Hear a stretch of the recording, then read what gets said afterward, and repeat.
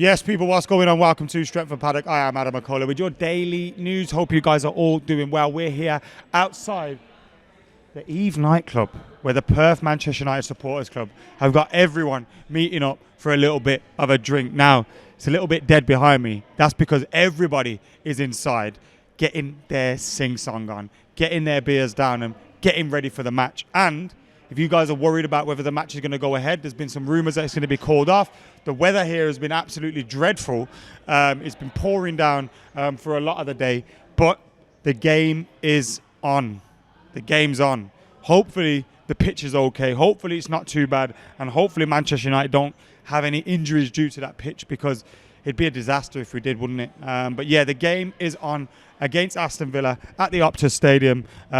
That's one of the main headlines from today. So you guys at home, you must be buzzing about that. You still get to see Manchester United in action today in their final pre-season friendly in Australia. And of course, these guys will be buzzing about that as well, because they'll be getting to head down to the Optus Stadium very, very soon to see the game. But of course, we are here for the latest Manchester United news, and we have got some transfer news for you. But before we do get stuck into that, I want you guys, if you haven't already, to hit that subscribe button, hit those notifications on as well, because we've had so much content going out for you guys during the pre-season tour, and we'll have plenty more coming up for you. Yes, it may be our last game in Australia, but we've still got loads of content coming out, and Jay is heading over to Oslo for another game as well next week. And of course, we've got that game at Old Trafford, which we'll be covering too. So keep it locked. Like, comment, share, and subscribe, all that jazz. But right now, we're going to get stuck into the news. And Manchester United at the moment are believed or reported to be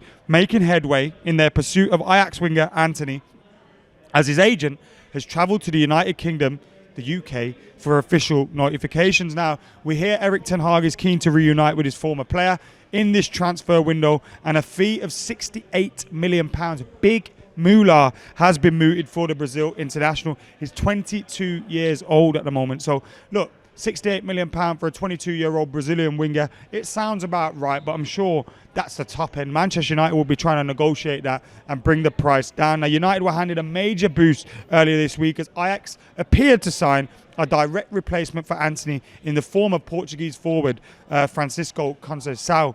Now, that doesn't mean Manchester United will definitely get Antony, but it is thought that we've had a bid for £50 million rejected. We heard that earlier on in the transfer window, but now it seems, while Manchester United are trying to get their valuation sorted out with Ajax for the player, that his agent has travelled over to Manchester, to the UK, for discussions with the Reds. We've seen John Murtough and all those guys, Richard Arnold, running around meeting different people, Barcelona to sort out the Frankie de Jong deal, Amsterdam to sort out the deal for Lisandro Martinez. But it looks like his agent, Antony's agent, has travelled over to meet with the club and hopefully get a deal sorted for him. We do need attackers, don't we? And to bring in an attacker that Erik ten Hag is familiar with will be good as well. Now, if Cristiano Ronaldo leaves, which we'll talk about very, very shortly, there could still be issues for Manchester United in that we've got one striker. The only striker we've got if Cristiano Ronaldo leaves is Anthony Martial.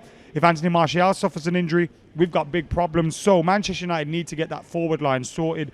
And Antony could be someone that comes in as a winger. If you have Antony and Sancho on the wings, then potentially you could have Rashford through the middle if Martial is unavailable or out of form. He's not going to be out of form, though, because he's scoring bags of goals this season, I promise you. But anyway, that's the latest on Ajax, and that's being reported by the Mirror and being reported by a few other places as well on Antony.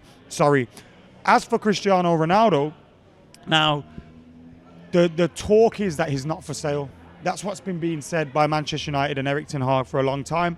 I think if he's not for sale, he should be here. Do you know what I mean? And if he's not for sale, he would be here. So there's that kind of feeling that maybe him and his agents are looking for a way out of Manchester United and trying to find a club that can afford to take him in. Is that club Atletico Madrid?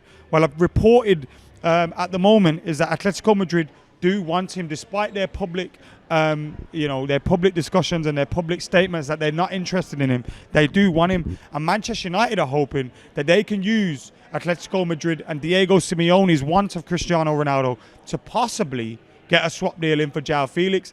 Now, Cristiano Ronaldo's on huge wages. He's on huge wages.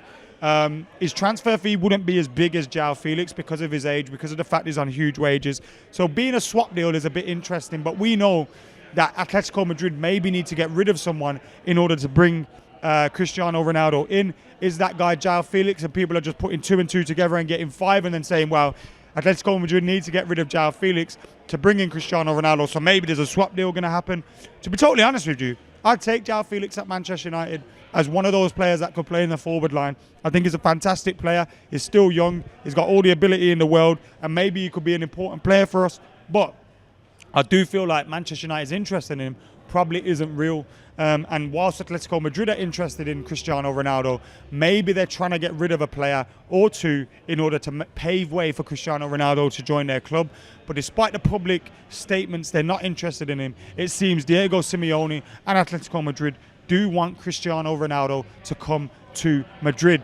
What would that do for his legacy at Real Madrid? Look, the amount of trophies he won there, the amount of Ballon d'Ors he won there, maybe it doesn't change things, but he would be playing for Real Madrid's direct rivals, and I'm sure their fans wouldn't be happy about that. They'll be having the white hankies out and all sorts, waving them at Cristiano Ronaldo, wouldn't they?